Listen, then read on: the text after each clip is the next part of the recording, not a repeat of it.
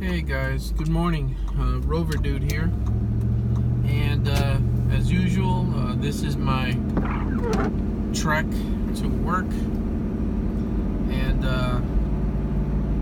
in sunny Naples, Florida for now, going down the boulevard here, and this particular boulevard that I'm traveling down, pretty soon it's going to undergo some very major construction.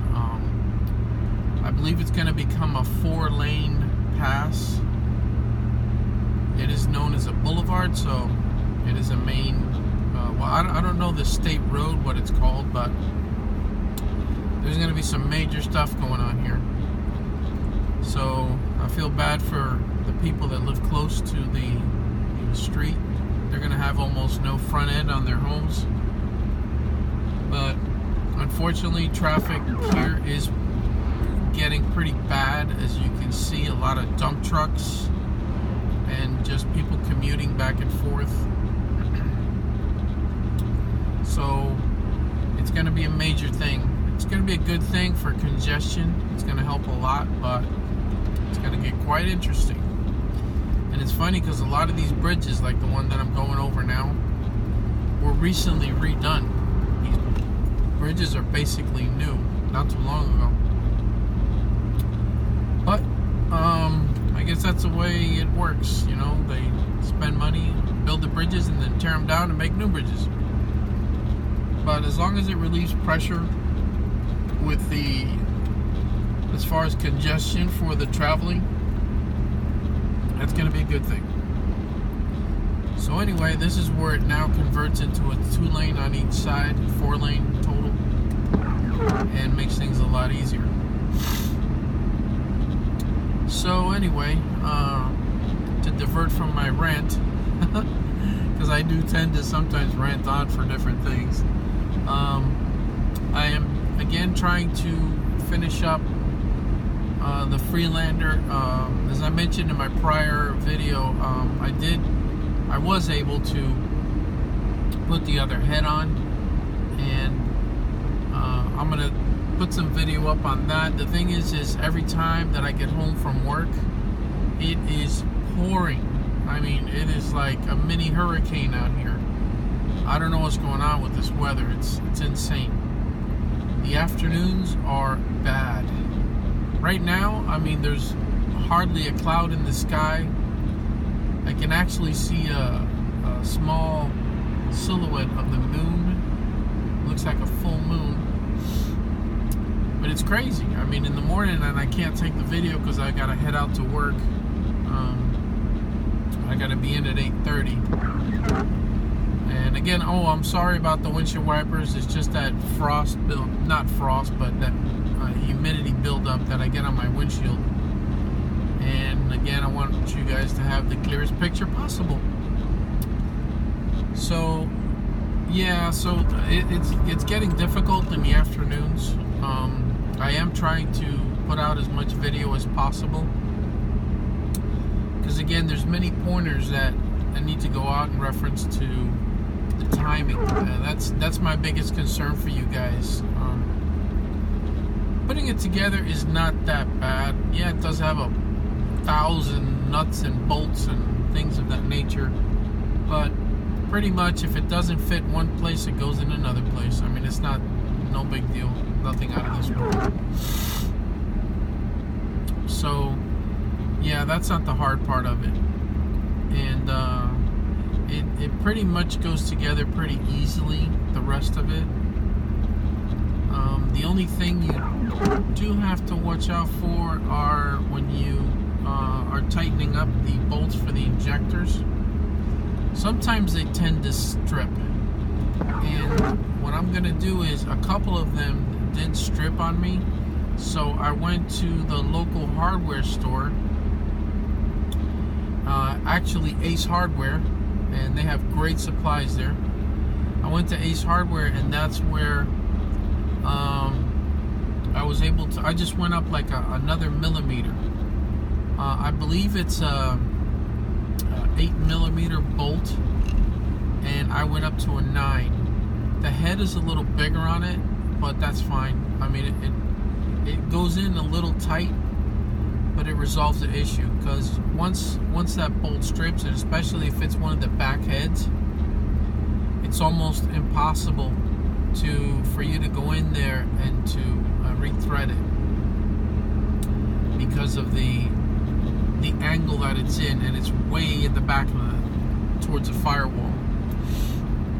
So that's the easiest way, and I'm going to show you guys exactly what I used, and it's just a little trick. I mean, if you're OCD and you must do it, you're going to have a lot of fun, because as I said, the angle that it's at and the position back towards the firewall, if it's one of those, is quite crazy.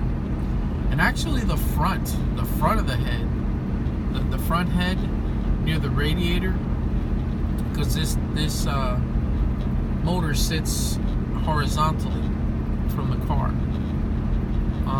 That bolt is, again, almost impossible for you to be able to try to rethread that. So this is an easy fix. So I'm sorry if you're OCD, you're gonna have a hell of a time, and I wouldn't advise taking the head off just for that, because then you're really gonna be in over your head. So anyway, other things that I can point out on the car is, and I may have mentioned this in the prior video, the rear third door, fourth door, fifth door, sorry, yeah, because it's 1, 2, 3, 4, 5, the rear fifth door handle, that thing, for some reason, it can, the plastic can go bad on it, and like what happened to me when I was opening that back door, the handle kind of stayed in my hand, and I was like, what? So I did some repair work on it. JB Weld, awesome. They have a plastic weld that's like a, it's not really translucent, it's like a, it turns like a beige or off-white color, which really doesn't matter, because you're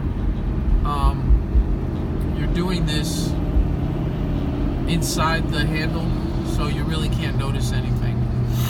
Look at the size of that truck. This thing's a monster. I always wonder why they put the exhaust in the middle of the bed like that. I would think that's uncomfortable.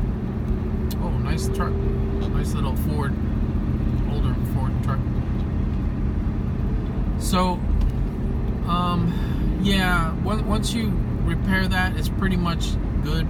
The only thing is I would seal there's a plastic cover piece at the back end of the handle, and I kind of silicone that to the body of the car, because I mean, I don't plan to take that off again unless it breaks, and I am going to look for another one just in case to have it on hand, but they're very hard to find, and quite expensive. I mean, for me anyway, they're like $200 on eBay.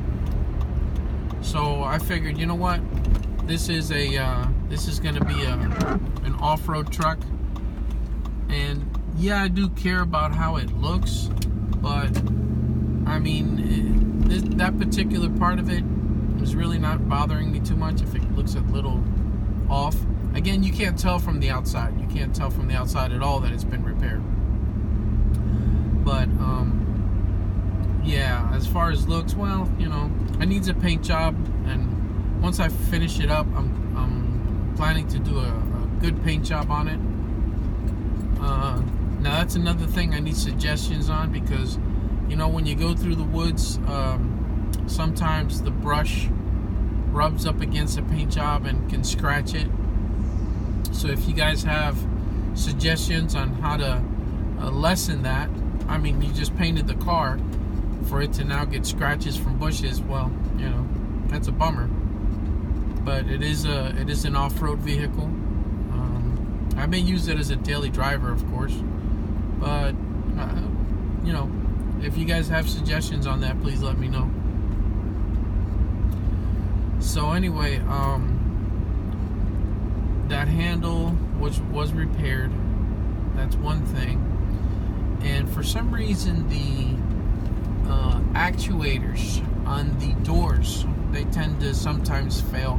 Not the electrical part of it, but it's wire guided. And I always thought to myself, why would they make these things wire guided? I don't know if it's for, cost effectiveness or something of that nature, but I wish there was a conversion kit to turn it into something that was mechanical. Just like the two brackets that go up and down and push the window. It would be great if somebody came up with something like that. But the rear door itself, that actuator for the rear window, it broke on me too. And when I was replacing it, you have to be super careful. I actually, the window slipped from my hands and fell down into the door and smashed. I just about had a heart attack when that happened. Thankfully, I was able to get one online through eBay. Thank you, eBay. And I got it from a guy in, actually, I think it was California. And it was rather cheap. It was $125. And it came with a smoke tint to it. So I was actually quite happy. Because as I mentioned, it came with a smoke tint. The thing bolted right in, no issues. And what I did was I took advantage of, while that was happening, while I was waiting for the window, I ordered a new actuator for the rear window. And again, I got that off of eBay too. And I think it was like $35. It was very reasonable. So I bolted that on. It was easy bolt on. You just gotta kind of keep an eye where the bolts are for the window that go up and down. You have to kind of align those up. So it's kind of tricky, but it's doable. It's nothing impossible. So I got that all together, and it's working fine. The only thing I have to do is bolt the cover of the rear door on, which I'll show you guys. I'm going to try to show you by this weekend. Hopefully, if it's not pouring. And other things that I have repaired on that car are the passenger side front motor. A couple times I have had to kind of give it a whack because it gets stuck and the window will not go down. I thought it was just getting jammed in the channel that guides the window and the door up and down, but apparently the motor is so, it tightens up so much the cables that it gets jammed. So I have to take a look at that. It does work, it just gets stuck every once in a while. I don't know why. And the door window actuator that is on the driver's side rear, that one I do have to replace because that cable broke, and I had to put actually some wood shims inside the door channel, the window channel, to hold it up, because it kept falling down. And again, I was terrified it was going to fall and turn around and smash that window. And then here we go, eBay again, try to find another window. But yeah, that's one of the things I have to take care of. But these are minor things. I do want to somehow upgrade the suspension. I'm looking for, I've seen them on eBay, spacers that you put on top of the shock towers. So I may go that route. There's nothing else really you can do to these, because it's sort of like an independent suspension all around, which that makes these little cars very versatile. as to where they can go and can't go. As I mentioned before, I've seen videos where, without a lift kit, these little Freelanders, they're able to go through some pretty tough tracks. It's very impressive. So I imagine with a lift kit and a good set of tires, this little car may be a surprise to some out there when I go out into the woods. And speaking of that, right now we live in Naples, Florida, but if all goes well, we may be relocating to Inverness, Florida, which I can't wait, because over there are a bunch of places to go off-roading.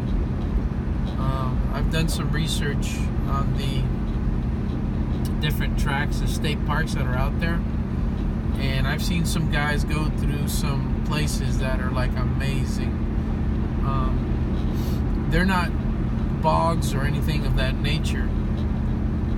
What they are is like real true tracks. Like, I don't know if you've ever watched this videos by a group called 4-Wheel Drive Action. That's FWD Action. I'd advise to go see them, to watch them. They're really cool. It's a couple guys, and they go on adventure tracks in Australia. Well, in Inverness, it's very similar. The tracks that are out there in the state parks, because it is red dirt, first of all, which is really cool to see a different colored dirt, because here we just have sand, and the sand, when it gets wet, turns into black mud or black goo. So that is really cool. And there are, from what I've seen, tracks that are rocky out there, hilly, in the Inverness area, which are, again, very similar to the ones in Australia. And I think it's going to be really cool. I would love to one day be able to, when I get her finished up, take it out to like Australia. I would actually ship it out there and try some of those tracks. If I could hook up with those guys out there and go for a day or two on some of the tracks they have, that'd be awesome. But they're not afraid of anything. They go through some serious mud bogs and things of that nature, and those guys will winch in and out. I mean, it's crazy. It's really enjoyable to watch. It's really cool and very informative. I myself didn't know about Max Tracks. I wasn't aware of them, and I saw them on that show, and I was like, wow, that is a cool invention.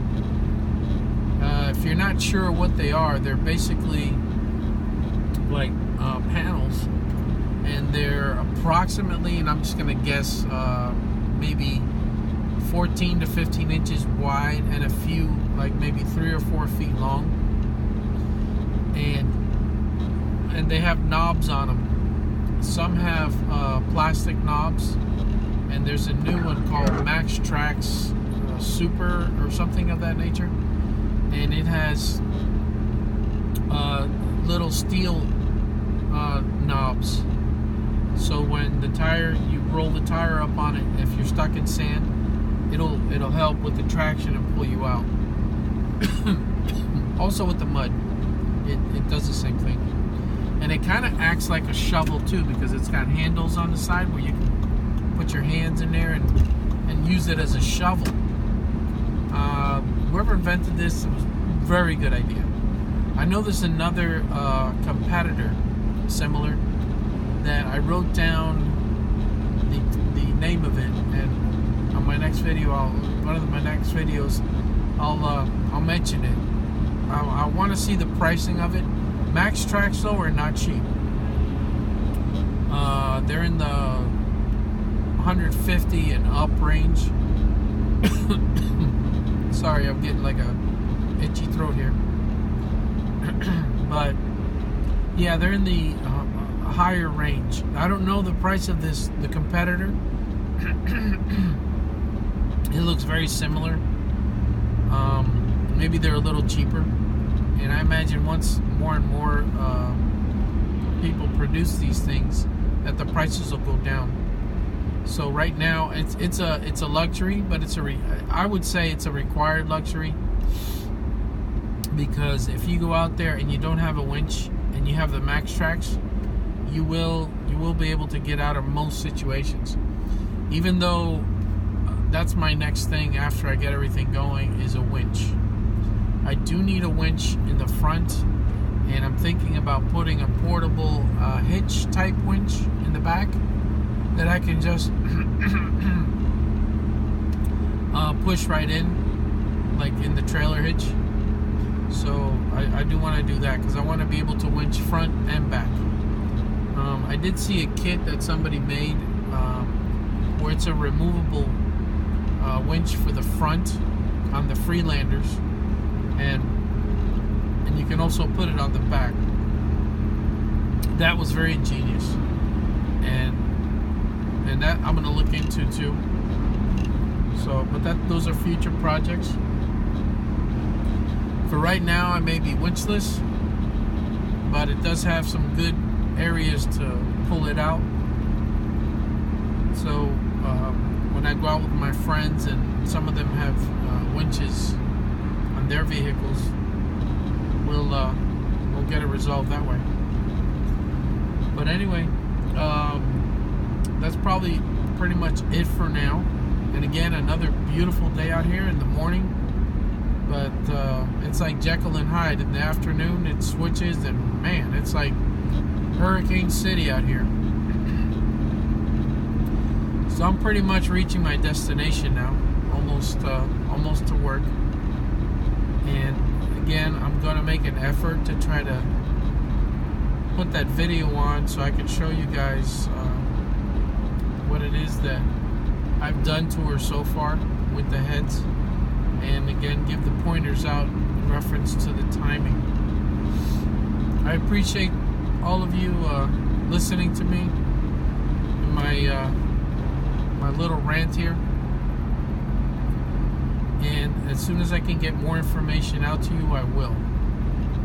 Again, thank you very much for viewing my video, and as always, Rover Dude appreciates you guys a lot. So, Rover Dude out, and I'll catch you on the next one.